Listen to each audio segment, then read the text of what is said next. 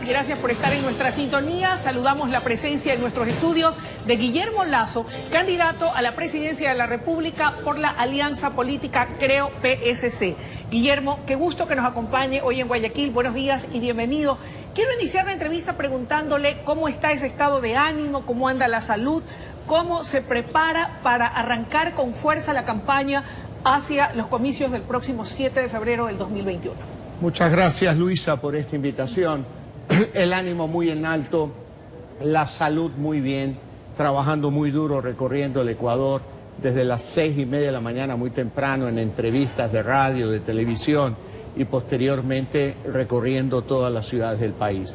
Ayer estuve en Quito, hoy estaremos en Manta, en una caravana que irá a Portoviejo, Montecristi, Manta. Mañana estaremos en Machala, en otra caravana también. El viernes en Guayaquil, el sábado estaremos en San Borondón. Así que estamos sin parar, recorriendo todo el país, oyendo a los ecuatorianos. Ahora, más allá de aquello que ya usted lo viene haciendo incluso en dos campañas anteriores, este en particular, Guillermo, tiene un tinte diferente, y es que como consecuencia obviamente de esta alianza política con el PSC, Guillermo Lasso ahora hace recorridos, se presenta ante los ecuatorianos en la compañía del abogado Jaime Nebot Sadi. ¿Qué significado tiene para usted en lo personal y en lo político el poder caminar juntos, usted como líder de Creo, él como líder del Partido Social Cristiano, con el personaje que estuvo durante 3 periodos consecutivos en la ciudad de Guayaquil, en el sillón de Olmedo? Bueno, yo creo que es muy importante. En lo personal, por supuesto que sí, porque tengo por él mucho respeto, mucha consideración, siempre se lo he tenido. En lo político es importante porque indudablemente la influencia política de él como líder del Partido Social Cristiano y el Partido Social Cristiano en muchas ciudades del Ecuador, especialmente en la costa, es muy importante. Su apoyo y su respaldo, sin duda alguna, le dan aún mayor dinamismo a nuestra campaña.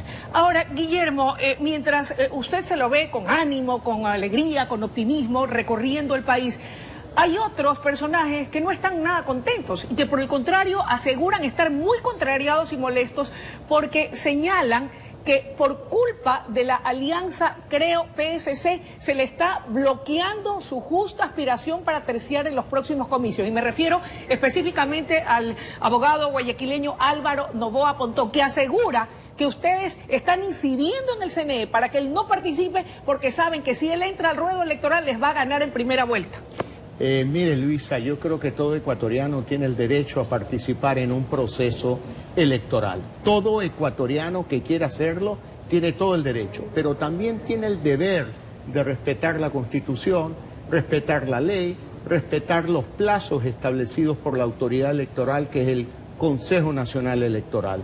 Esos plazos determinaron que el 7 de octubre pasado era la fecha tope para inscribir candidatura. Todos los candidatos que están aprobados por el CNE hemos cumplido con esos plazos, hemos cumplido con la ley y con la Constitución. Y yo creo que ese es el deber de todo ecuatoriano responsable. Ahora, él dice que va primero, que va liderando sus encuestas. ¿Qué dicen las suyas? ¿Qué dicen las encuestas serias del país? ¿Cómo está Guillermo Lasso de cara a este proceso electoral? Luisa, nadie gana una elección en una encuesta, nadie gana una elección un día antes del día de las votaciones. ¿Dónde se la gana? Nosotros en las urnas, y por lo tanto hay que esperar al 7 de febrero para que sea el pueblo ecuatoriano el que a través de su voto determine realmente quién quiere que sea el presidente del Ecuador. De convertirse Guillermo Lasso en el próximo presidente de los ecuatorianos, va a heredar un país con una deuda pública bastante abultada, con serios problemas. Usted ha señalado ser defensor de la dolarización y de mantenerla. ¿Qué hará para poderla sostener? ¿Recurrirá a más deuda internacional para poder atender los gastos corrientes o optará por reducir el gasto fiscal? Yo creo que lo que tenemos que hacer es apuntar a un objetivo muy sano para la economía de cualquier país del mundo.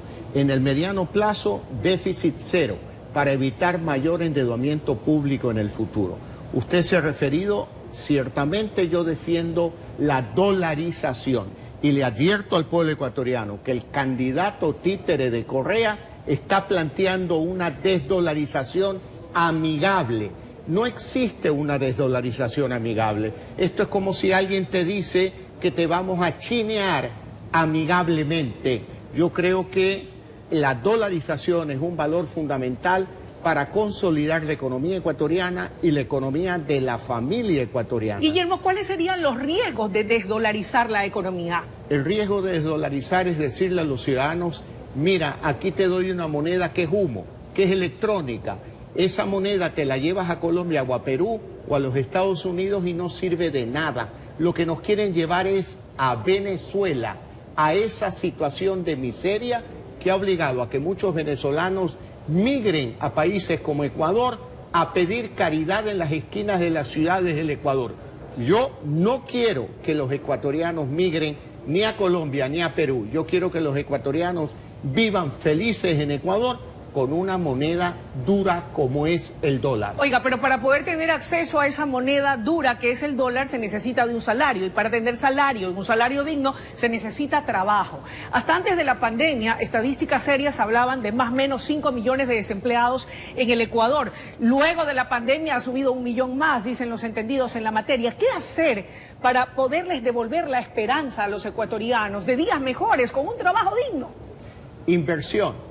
Promover la inversión, tanto en el campo público, en sectores como el petróleo, la minería responsable, como energía eléctrica, como aprovechar el espectro radioeléctrico y también facilitar al sector privado, local e internacional, invertir en sectores como el exportador, industrial, comercial, apoyar al pequeño emprendimiento, sobre todo a los jóvenes ecuatorianos que me dicen: nos cobran demasiados impuestos, nos piden demasiados trámites para poder emprender.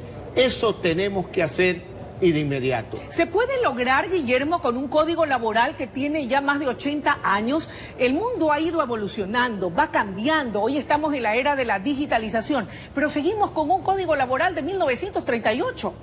La otra noche en Quito tuve una reunión precisamente con el sector de los transportistas y ellos me estaban hablando de este problema, el problema de la falta de una ley laboral que genere empleo. Usted lo ha dicho, Luisa, de 8 millones de ecuatorianos que forman parte de la población económicamente activa, apenas 2.800.000 tienen un empleo formal. La gran mayoría, 5.200.000, no lo tienen, están por fuera de la economía formal. Necesitamos una ley laboral que permita la incorporación de esa gran mayoría a la economía formal a través de un empleo que va a aparecer o van a ser de un proceso de inversión agresivo tanto en el sector público como en el sector privado. ¿Qué me dice de los discapacitados? La Constitución habla de que todos somos iguales ante la ley y ante la Constitución y que deberíamos tener las mismas oportunidades. Sin embargo, si para el que está bueno y sano, que no tiene un problema de discapacidad o una condición especial, se le hace difícil hallar trabajo, es mucho peor para los discapacitados. ¿Hay algo para ellos en su propuesta?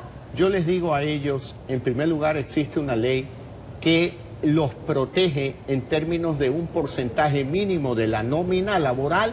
Tiene que estar constituido por personas con alguna discapacidad.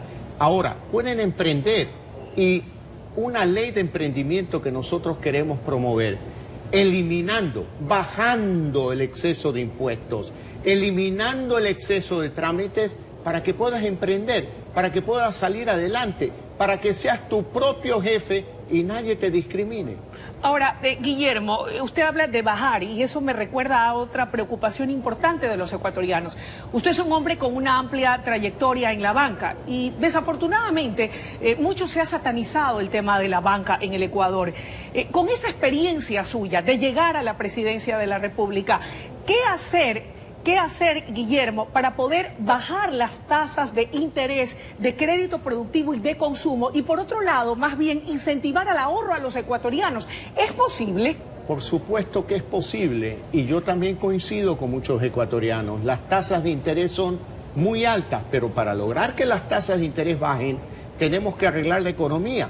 El riesgo país que mide la situación económica de un país en el Ecuador está en 980 puntos, en Colombia en 200 puntos, en Perú alrededor de 200 puntos, en Panamá 120 puntos. Para que baje tenemos que manejar bien la economía y veremos cómo las tasas de interés también van a bajar en Ecuador. Guillermo, hoy se celebra el Día de la No Violencia contra la Mujer en el mundo. Sin embargo, en Ecuador cada 72 horas asesinan a una mujer. ¿Qué hacer para devolver la seguridad y las garantías del derecho principal, que es el derecho a la vida de las mujeres ecuatorianas? Mi solidaridad con la mujer ecuatoriana en primer lugar. En segundo lugar, durante 11 años que he recorrido el Ecuador, me he preocupado de escucharla a la mujer ecuatoriana, escuchar esta preocupación de la violencia intrafamiliar. ¿Qué tenemos que hacer? Que la mujer ecuatoriana sea independiente, que la mujer ecuatoriana pueda emprender, que la mujer ecuatoriana tenga acceso a un empleo, que la mujer ecuatoriana le pueda decir con dignidad a su pareja, a su esposo: hasta aquí llegamos, no te aguanto más, me voy a vivir en otro lado con mis hijos porque yo tengo empleo, porque yo tengo un emprendimiento y no dependo económicamente de ti, que eres mi agresor. Para cerrar la entrevista, su opinión respecto de lo que fue el día de ayer con 104 votos, la censura de la doctora María Paula Romo, que hasta ayer fue la ministra de Gobierno. Bueno, una decisión de la Asamblea Nacional. Yo solamente puedo dar cuenta de por qué actuó de esa manera el bloque de Creo. Yo creo que el bloque, más que censurar a una persona que defendió la civilidad en octubre del año 2019, lo que consideró es que era el momento de un cambio en el Ministerio de Gobierno para propiciar un mayor diálogo de la sociedad. Por lo tanto, esto es lo que puedo comentar al respecto. Gracias, Guillermo, por su presencia esta mañana. Muchas gracias, Luisa. Le agradezco mucho por esta invitación y le digo a los ecuatorianos: estemos muy atentos. La otra opción quiere subir impuestos y desdolarizar. Nosotros queremos defender la dolarización y bajar o eliminar el exceso de impuestos en el Ecuador. Muchas gracias. Nuevamente, amigos televidentes. Ha sido la intervención de Guillermo Lasso, candidato a la presidencia de la República por la alianza política Creo PSC. Es momento de una breve pausa. Enseguida regresamos con mucho más en La Noticia en la Comunidad. Gracias, Luisa.